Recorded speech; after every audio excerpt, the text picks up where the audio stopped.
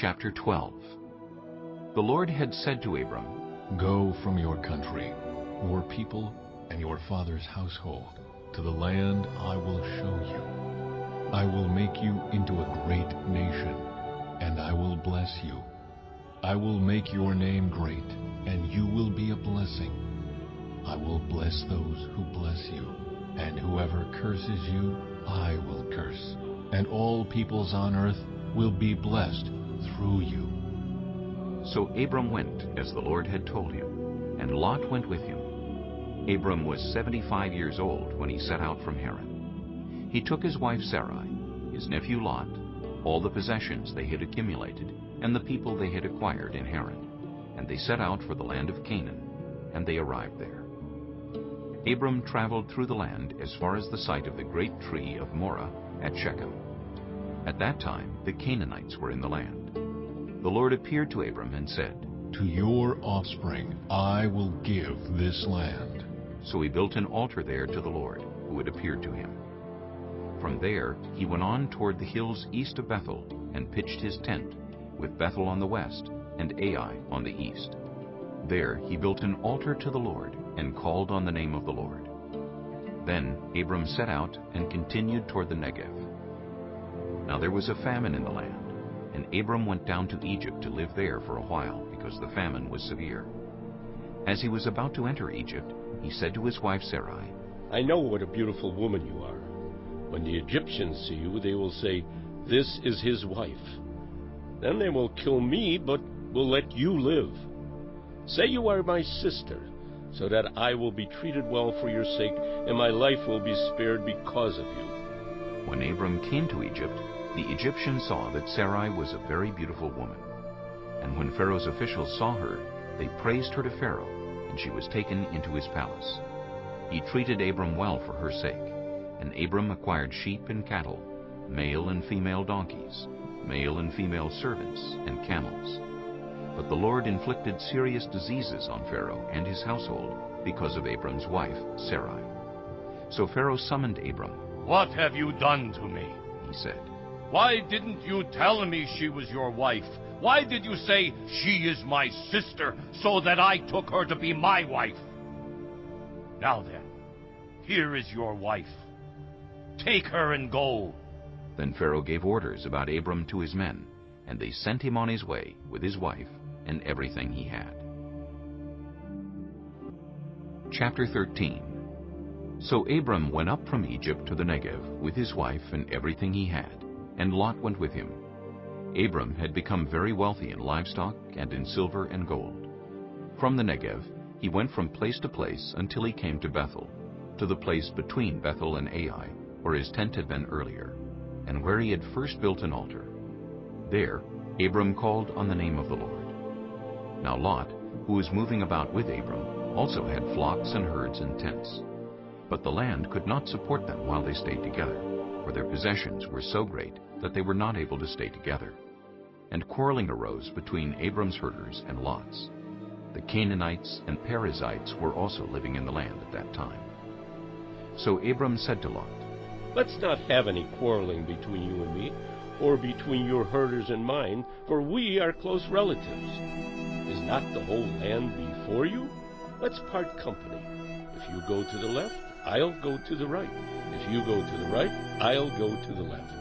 Lot looked around and saw that the whole plain of the Jordan toward Zoar was well watered, like the garden of the Lord, like the land of Egypt. This was before the Lord destroyed Sodom and Gomorrah. So Lot chose for himself the whole plain of the Jordan, and set out toward the east. The two men parted company. Abram lived in the land of Canaan, while Lot lived among the cities of the plain, and pitched his tents near Sodom. Now the people of Sodom were wicked, and were sinning greatly against the Lord. The Lord said to Abram after Lot had parted from him, Look around from where you are, to the north and south, to the east and west. All the land that you see I will give to you and your offspring forever. I will make your offspring like the dust of the earth, so that if anyone could count the dust, then your offspring could be counted.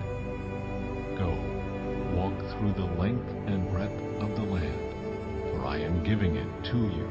So Abram went to live near the great trees of Mamre at Hebron, where he pitched his tents. There he built an altar to the Lord. Chapter 14. At the time when Amraphel was king of Shinar, Arioch, king of Elasar, Kedorlaomer, king of Elam, and Tidal, king of Goyim. These kings went to war against Bera, king of Sodom, Birsha, king of Gomorrah, Shinab, king of Admah, Shemember, king of Zeboim, and the king of Bela, that is, Zoar. All these latter kings joined forces in the valley of Siddim, that is, the Dead Sea Valley. For 12 years they had been subject to Kedorlaomer, but in the 13th year they rebelled.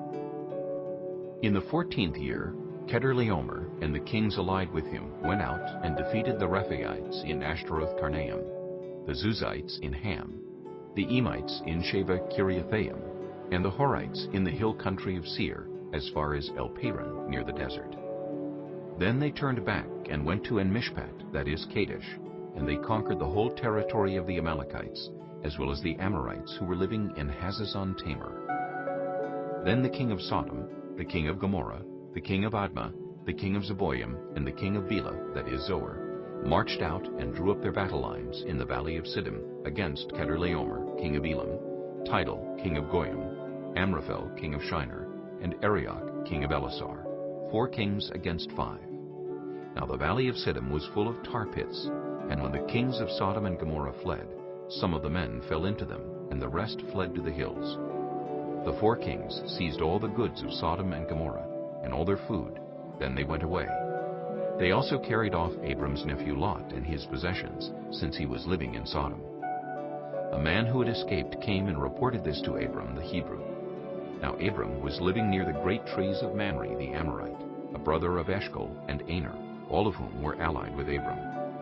When Abram heard that his relative had been taken captive, he called out the 318 trained men born in his household and went in pursuit as far as Dan. During the night, Abram divided his men to attack them, and he routed them, pursuing them as far as Hobah, north of Damascus. He recovered all the goods and brought back his relative Lot and his possessions, together with the women and the other people.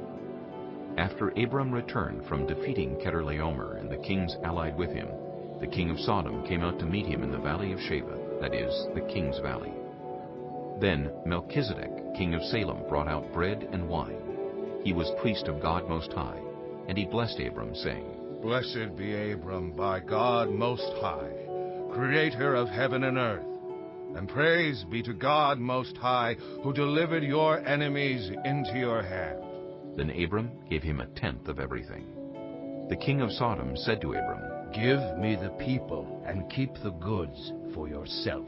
But Abram said to the king of Sodom, With raised hand I have sworn an oath to the Lord, God Most High, creator of heaven and earth, that I will accept nothing belonging to you, not even a thread or the strap of a sandal, so that you will never be able to say, I made Abram rich. I will accept nothing but what my men have eaten, and the share that belongs to the men who went with me, to Aner, Eshcol, and Mamre. Let them have their share. Chapter 15. After this, the word of the Lord came to Abram in a vision. Do not be afraid, Abram. I am your shield, your very great reward. But Abram said, Sovereign Lord, what can you give me, since I remain childless, and the one who will inherit my estate is Eliezer of Damascus? And Abram said, You have given me no children, so a servant in my household will be my heir. Then the word of the Lord came to him. This man will not be your heir, but a son who is your own flesh and blood will be your heir. He took him outside and said, Look up at the sky and count the stars, if indeed you can count them. Then he said to him, So shall your offspring be. Abram believed the Lord, and he credited it to him as righteousness. He also said to him, I am the Lord, who brought you out of Ur of the Chaldeans, to give you this land, to take possession of it. But Abram said, Sovereign Lord, how can I know that I will gain possession of it? So the Lord said to him, Bring me a heifer, a goat, and a ram, each 3 years old, along with a dove and a young pigeon. Abram brought all these to him, cut them in two, and arranged the halves opposite each other. The birds, however, he did not cut in half. Then birds of prey came down on the carcasses, but Abram drove them away. As the sun was setting, Abram fell into a deep sleep, and a thick and dreadful darkness came over him.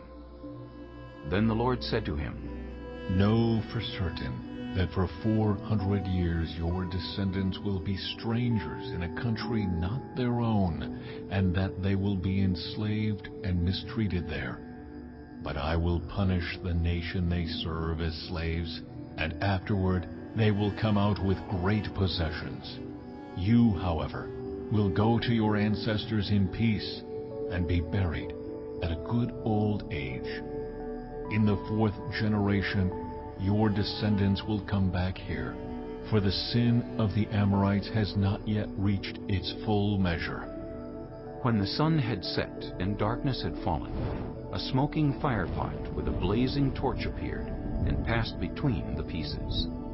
On that day, the Lord made a covenant with Abram and said, To your descendants I give this land, from the Wadi of Egypt to the great river, the Euphrates, the land of the Kenites, Kenizzites, Cadmonites, Hittites, Perizzites, Rephaites, Amorites, Canaanites, Girgashites, and Jebusites.